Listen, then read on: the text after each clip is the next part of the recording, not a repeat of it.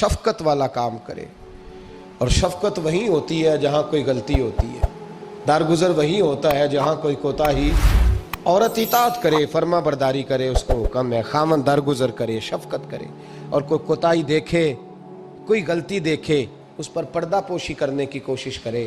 یاد رکھیں اعلیٰ حضرت فاضل بریلوی رحمۃ اللہ علیہ فرماتے ہیں جو مردان خدا ہیں، جو اللہ کے بندے ہیں، جو مردان خدا ہیں، فرمایا ان کا طریقہ تو یہ ہے کہ وہ اپنے گھر والوں کی بڑی بڑی غلطیاں معاف کرتے ہیں، بڑی بڑی کوتاہیاں، بڑی بڑی۔ حضرت ابو الحسن رحمۃ اللہ تعالی علیہ، جناب ابو الحسن خرقانی بہت بڑے درویش صوفی گزرے ہیں، اور صاحب بصیرت اور زندہ اور بیدار مغز صوفی تھے، صرف ہو والے صوفی نہیں تھے۔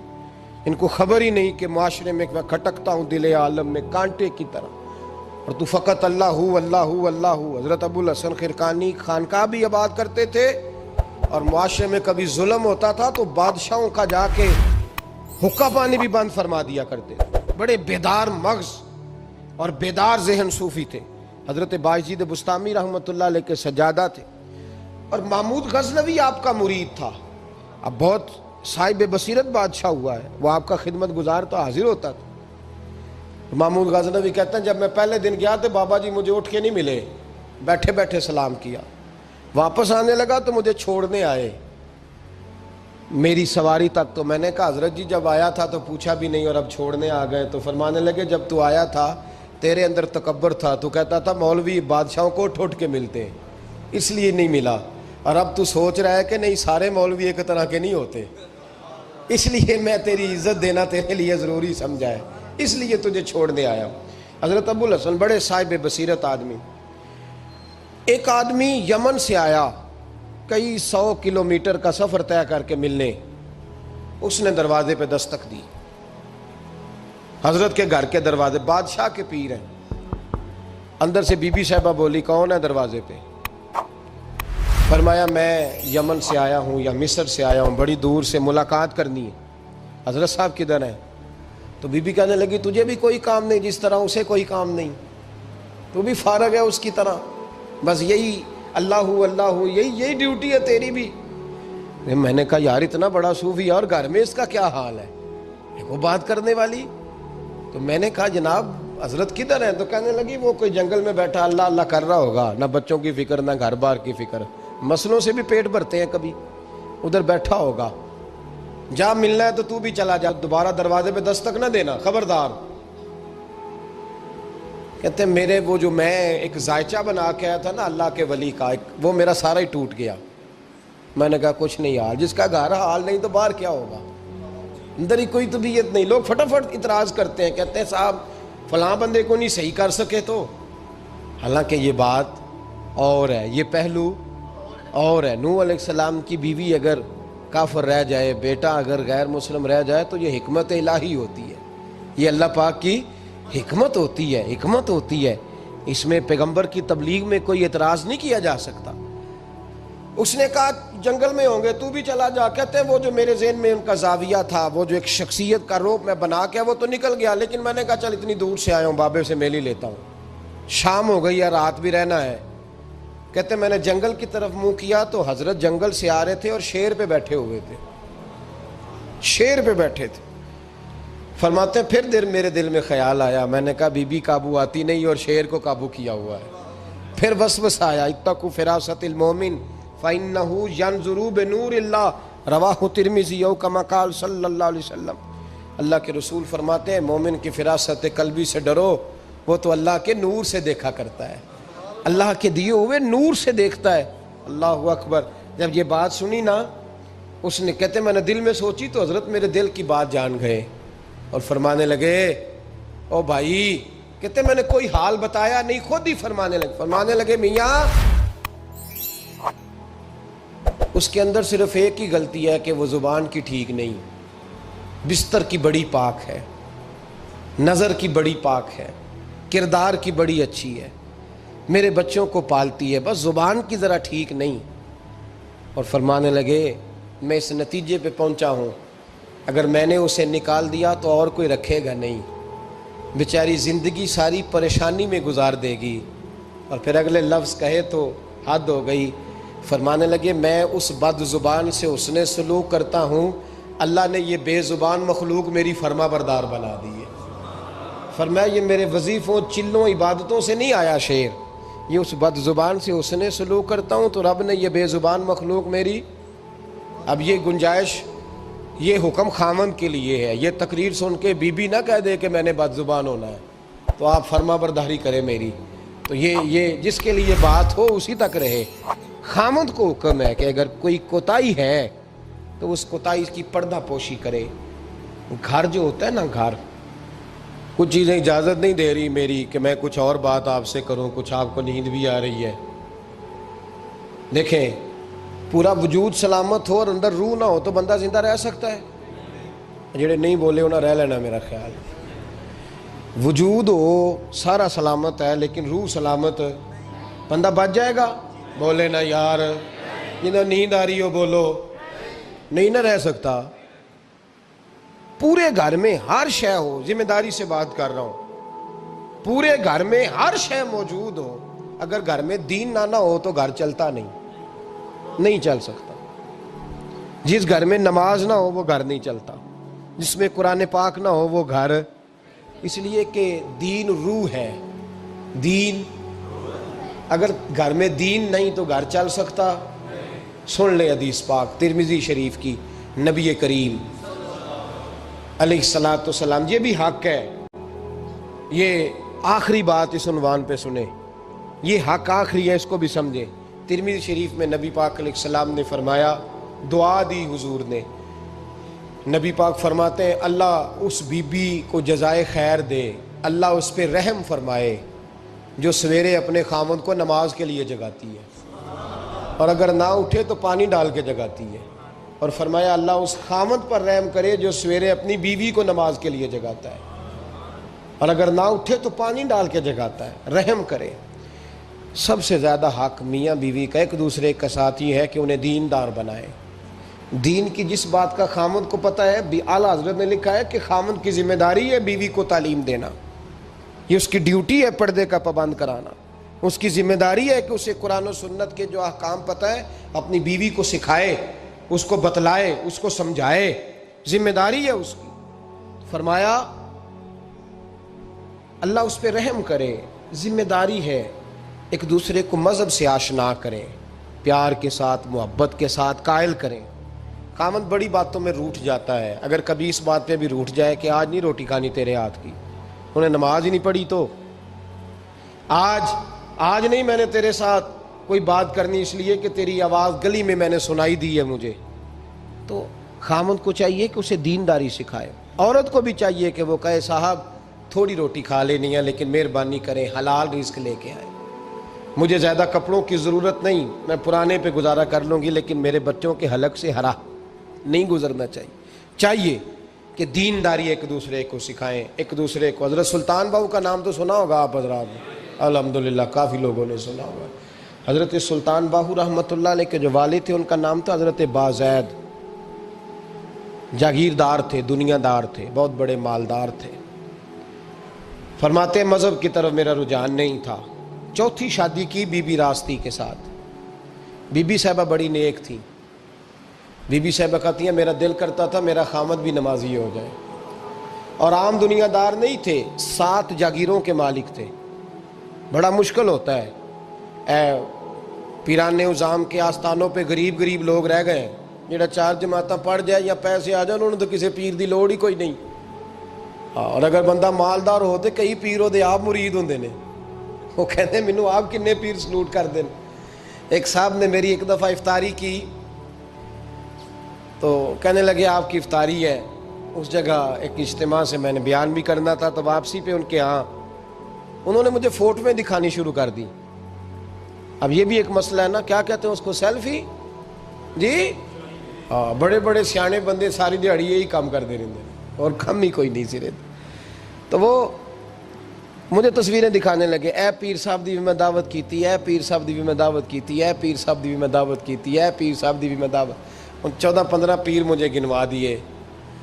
تو کھانے تو بعد مینوں کہنے لگے کہ تسی دوبارہ کدوں آؤ گے؟ میں کہا جدوں تسی 200 بندے نوں میرا بھی نام دس لو گے ادوں آ جاؤں گے۔ اب مالدار آدمی ہے نا، تو اب بعد میں مجھے ایک دفعہ انہوں نے فون کیا، میں کیا وہ بڑے بڑے پیران دی اس لسٹ وچ میں اپنا نام نہیں شامل کرانا چاہتا، میں نے تو نہ چھوٹیاں چھوٹیاں جی رہن دے بھائی، ہم بچتے ہیں اس کام سے، بچتے ہیں ایسے آدمی سے۔ وہ کسی درویش نے کہا تھا، جس کی ہر بات میں پوشیدہ ہو نشتر کی چبھن، ایسے ہر صاحب احسان سے ڈر لگتا ہے، بچنا چاہیے۔ تو مالداروں کے تو آپ بڑے مرید ہوتے ہیں، کئی پیر حاضریاں دیتے پھرتے ہیں، کئی مولوی دست نگر ہوتے ہیں، معاذ اللہ، اللہ خودداری اور عزت نفس عطا کرے، آمین تو کہہ دیجئے، دینداری کے اللہ توفیق عطا فرمائے۔ تو بہت بڑے جاگیردار تھے حضرت سلطان باہو رحمۃ اللہ علیہ کے والد۔ بی بی شیبہ کہتی ہے نمازی بنانا تھا خاوند کو۔ کس کو؟ کس نے؟ بولے، کس نے نمازی بنانا ہے؟ اور بیوی کو کس نے بنانا ہے؟ پکی گل نے نہیں؟ میں کونسلر صاحب نوں میں کیا ماشاءاللہ جیت گئے ہو؟ کہندے ہاں جی۔ میں کہندے جی کوئی حکم ہوئے تو میں دسو۔ میں کہ حکم ہے کہ تسی اپنے حلقے دے بندیاں دی ڈیوٹی لانی، کیڑا کیڑا نماز حاضری لانی ہے، کیڑا کیڑا نماز پڑھنا ہوندا ہے تے کیڑا کیڑا نہیں ہوندا۔ کہنے لگے بڑے سیانے نکلے ہو، پہلا مینوں ہی وسیتے واڑ چھڑیا جی، میں جاؤں گا تے دوجیاں دی حاضری لاں گا نا۔ تو خاوند نمازی بنائے گا بیوی کو تو اس سے پہلے خود بنے گا تو بنائے گا نا جی۔ جی تو اگر خاوند کہہ دے تو پڑھیا کر، میرے پیچھے نہ لگی، تو کتنی جنی کو تو پڑھنی اونی میں پڑھنی ہے نا۔ تو میں آج میں ایک دوست کو کہہ رہا تھا، میں کہہ رہا تھا بچے وہ کام نہیں کرتے جو آپ کہتے ہیں، اور میں نے جمعے میں بھی کہا تھا بچے وہ کرتے ہیں جو ہمارا عمل دیکھ کے بچے چلتے ہیں، صرف بات پہ عمل نہیں کرتے۔ بی بی راستی کہتی ہے میں نے ٹھان لی کہ میں نے اس جگیردار کو، وڈیرے کو، اس موٹے بڑے چودھری کو میں نے نمازی بنانا اور بنا کے دکھانا ہے نمازی۔ بی بی صاحبہ کہتی ہیں کہ وہ جس خاتون کی بھی باری ہوتی تھی، 4 بیویاں ہوتی تھیں، وہ اس کا حق ادا کرتے تو بعد میں اپنی خوابگاہ میں جا کے آرام کرتے۔ ان کا جو خادم تھا ملازم، وہ رات کو دودھ کا پیالہ انہیں دینے جاتا تھا، سونے سے پہلے ان کے پاس دودھ کا پیالہ پہنچتا تھا۔ تو بی بی صاحبہ کہتی ہیں میں نے رات کو ملازم سے کہا دودھ دینے تو نہیں جائے گا، میں جاؤں گی۔ کہ میں آدھی رات کو دودھ کا پیالہ لے کے حاضر ہوئی۔ تو کیسے آئی؟ میں نے کہا بی بی ہوں، آ گئی ہوں، تو اب مہربانی کریں۔ میں نے کہا اگر اجازت دیں تو آپ کے پیر نہ دبا دوں؟ چل دبا دے۔ بی بی کہتی ہیں پیر دباتے دباتے میں نے کہا اگر اجازت دیں تو صبح نماز کے لیے جگا دوں؟ یہ نماز کی تبلیغ ہو رہی ہے۔ تو بابا جی پتہ کیا کہتے ہیں حضرت بازید؟ کہنے لگے تو مجھے جانتی نہیں، خبردار مجھے تبلیغ کرنے کی کوشش کی، اس گھر میں رہنا ہے تو سانس اونچا نہ لینا، پتہ ہے تو کس کے ساتھ بھی آئی، خبردار۔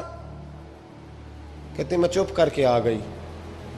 اگلے دن پھر دودھ لے کے پہنچ گئی تو انہوں نے آنکھ کھول کے دیکھا میری طرف، پھر آ گئی ہے۔ میں نے کہا میرے خاوند ہیں، میرے سر کے تاج ہیں، پیر دبا دوں؟ کہ دبا دو۔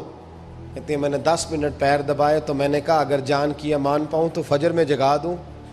میں نے جلال فرمایا۔ کہنے لگے تجھے کہا تھا نا کہ مجھے کسی کا مشورہ قبول نہیں، تو کون ہوتی ہے مجھے بات کرنے والی، چل دوڑ جا۔ بی بی صاحبہ کہتی ہیں میں 10 دن جاتی رہی۔ کتنے دن؟ انہوں نے سختی بھی کی، برا بھلا بھی کہا، اور کئی دن یہ بھی کہا کہ کل آئی تو پھر یاد رکھنا۔ کہتی ہیں 10ویں دن میں گئی تو حضرت بازید کہتے ہیں میرے دل میں خیال آیا یہ جان چھوڑنے والی نہیں، یہ باز نہیں آئے گی، اور چلو ہے بھی تو میری بیوی، غلط بات بھی کوئی نہیں کر رہی، کہہ بھی نماز کر رہی ہے۔ کہنے لگے اگر میں سویرے اٹھ جاؤں تو پھر دوبارہ تو نہیں آئے گی، تو دوبارہ تو نہیں آئے گی۔ یہ دیکھیں میاں بیوی کا آپس میں رشتہ، سویرے اگر میں اٹھ جاؤں نماز کے لیے تیرے کہنے پہ تو میری جان چھوڑ دے گی تو؟ بی بی صاحبہ کہنے لگی میں دوبارہ نہیں آؤں گی، آپ مہربانی کریں سویرے اٹھ جائیں۔ کہنے لگے چل تو میری بیوی ہے، ایک بار مان لیتا ہوں تیری بات، سویرے جگا دینا۔ بی بی راستی کہتی ہے میں پہلے سو کے اٹھا کرتی تھی، وہ رات میں سوئی نہیں، کہتی میں ساری رات رو کے گزار دی، ساری رات، اور بیدار رہ کے گزار دی۔ سویرے فجر کے وقت پانی گرم کیا، بغل میں مصلی لیا، خامد کو بیدار کیا، وضو کرایا، اور کہتی ہیں جب وہ اللہ اکبر کہہ کے سنتوں کی نیت باندھی تو میرے اس طرح آنسو گرے جیسے سیلاب آتا ہے اور دریا کا بند ٹوٹتا ہے، اور میں نے رو کے کہا مولا میرے اختیار میں یہیں تک تھا، میں مصلی پہ کھڑا کر سکتی ہوں، میں دل تو نہیں نہ بدل سکتی، وہ تیرے قبضے میں ہے، مقلب القلوب ہے، فضل کار اس کا دل بدل دے۔ فرماتی ہیں میں روتی رہی، 2 رکعتیں پڑھ کے میری طرف دیکھا تو فرضوں کی نیت باندھ لی، اور 2 فرض پڑھ کے پھر میری طرف دیکھا، کہنے لگے خبردار سویرے جگانے آئی تو۔ میں نے کہا جی نہیں جگاتی۔ میری طرف دیکھ کے کہنے لگے تو نہیں جگائے گی آج کے بعد میں تجھے نماز کے لیے جگایا کروں گا، میں تجھے جگاؤں گا۔ آپ فرمانے لگی وہ نمازی بن گئے، میں پہلے ہی نمازی تھی۔ جب ان 2 نمازیوں کا ملاپ ہوا تو اللہ نے سلطان باہو جیسا بیٹا عطا فرمایا، سلطان باہو جیسا بیٹا عطا فرمایا۔ میرے بھائی، میاں بیوی ایک دوسرے کو دیندار بنائیں گے، ایک دوسرے کو نمازی بنائیں گے، وہ ایک دوسرے پہ، اور کس طرح کا؟ بڑا مشکل ہوتا ہے بیوی اپنے خاوند کی تعریف کرے، مشکل ہوتی ہے۔ اعلیٰ حضرت فاضل بریلوی رحمۃ اللہ تعالی علیہ کی زوجہ، ان کا طریقہ یہ تھا کہ وہ اتنی شناسہ ہو گئی تھی، اعلیٰ حضرت لکھتے تھے تو وہ واقف ہو گئی تھی، وہ کتاب کا اعلیٰ حضرت فرماتے تو وہی کتاب اٹھا کے زوجہ لاتی۔ اس زمانے میں قلم بنتے تھے اپنے ہاتھوں سے، لوگ چھری لے کے اس کے ساتھ قلم بنایا کرتے تھے، تو قلم بنا کے سیاہی رکھتی، کاغذ کئی دفعہ ڈانٹ دیتے اعلیٰ حضرت، کئی دفعہ ڈانٹ دیتے، لیکن اماں جی سنتی۔ وقت وصال آیا تو ایک دن فرمانے لگے حامد رضا کی ماں، تو نے ساری زندگی مانگا کچھ نہیں، تو نے میری بڑی نوکری کی، میرے دین کے کاموں میں سب سے بڑی مددگار تو تھی، چل کچھ چیز مانگ لے۔ جب دین کے رشتے ہوتے ہیں تو پھر معاملے بھی دینداری کے طے ہوتے ہیں، کچھ مانگ لے۔ بڑا کچھ مانگ لیتی ہیں نا بیویاں، بڑا کچھ۔ اعلیٰ حضرت کی زوجہ کیا کہتی ہیں میں نے آپ کو صبح و شام دیکھا ہے، میں نے آپ کے دکھ سکھ دیکھے، خوشی غمی میں آپ کا رویہ دیکھا ہے، میں نے آپ کو ہمیشہ دیندار اور پرہیزگار پایا ہے، اگر مجھے کچھ دینا ہے تو ہاتھ اٹھا کے میری بخشش کی دعا کر دیں، اور اگر صبح قیامت مجھے ضرورت پڑی تو میری سفارش کر دیں گے۔ اعلیٰ حضرت رو پڑے، یہ دینداری کے رشتے ہیں، رو پڑے۔ فرمانے لگے تیرے ساتھ وعدہ ہے، مصطفیٰ کریم صلی اللہ علیہ وسلم کے صدقے احمد رضا جب جنت میں جائیں گے تو تجھے ساتھ لے کے جنت میں جائیں گے، ساتھ لے کے جائیں گے۔ تو بھائی دینداری بنائیں، ہن لباس لکم وانتم لباس لہن، وہ تمہارا لباس ہے اور ان کا لباس ہو۔ رمضان شریف آ رہا ہے، ارادہ کر لیں کہ تراویحیں ساری جماعت کے ساتھ پڑھنی ہے، پڑھیں گے انشاءاللہ تعالی۔ نوجوانوں سے میری گزارش ہے، جوان بچوں سے، ضروری کوئی مذہبی چیز آپ نے دیکھنی ہو، سننی سنانی ہو تو ٹھیک ہے، ورنہ رمضان میں موبائل استعمال نہ کریں، مہربانی فرمائیں، ارادہ کریں۔ اگر کبھی مجبوری بن جائے نا تو ہسپتالوں میں بھی 2 گھنٹے بندے کو ایک ٹانگ پہ کھڑے ہونے پڑ جاتا ہے، پاسپورٹ کے دفتر لوگ کھڑے رہتے ہیں، شناختی کارڈ کے دفتر کھڑے رہتے ہیں۔ ارادہ کرو قرآن پاک سننے کا، اور مسجد میں حاضر ہو کے با جماعت 20 تراویحیں پوری پڑھو، اور عشاء سے پہلے آؤ، سنتیں ادا کر کے مسجد میں نماز پڑھو۔ روزہ کوئی شیطانی وسوسہ قریب نہ آنے دو، روزے رکھنے ہیں اور انشاءاللہ رکھنے ہیں، پورے رکھنے۔ مزدور آدمی جو مزدور ہے وہ کہتا ہے میں مزدور ہوں، میں کیسے رکھوں؟ او خدا کے بندے، رب تعالیٰ نے تیرے اوپر فرض کیے ہیں، وہ کہتا ہے میں وہ چیز فرض کرتا ہی نہیں جو تو اٹھا نہ سکے، اس کو پتا تھا ہم رکھ لیں گے تبھی فرض کیے نا، اور مزدور کو تو اللہ اجر بھی زیادہ عطا کرتا ہے، کسی وسوسے پہ نہ لگے۔ اور قرآن، یہ 2 باتیں ہو گئی، روزہ اور تراویح، اور تیسرا دن کے 2 حصے کریں، جو وقت بچ جائے اس کے 2 حصے کریں، آدھے حصے میں قرآن پاک پڑھنا ہے اور آدھے حصے میں درود و سلام پڑھنا ہے، یہ وظیفے پکے کر لیں۔ اور جو لوگ غریبوں کی مدد کرتے ہیں، مسکینوں کی، یتیموں کی، ان سے میری گزارش ہے کہ وہ مہربانی کریں تو 1 رمضان کو لوگوں کے ساتھ تعاون کریں۔ کس تاریخ کو جی؟ بولے قاری صاحب نے سوٹ کدن دیں دے ہو جی، تاکہ کوئی درزی سی کے نہ دے وے، ایک ادھر پاہ نہ لے وے سوٹ، مولوی بھی نواں، یہ ساڈا مولوی یہ تے پرانے دی چنگا لگتا ہے، اور پہلے دے میاں یہ کام بھی پہلے کریں تاکہ وہ سلا لیں اور سلا کے پہن لیں۔ میری باتوں کی سمجھ آ رہی ہے آپ حضرات کو؟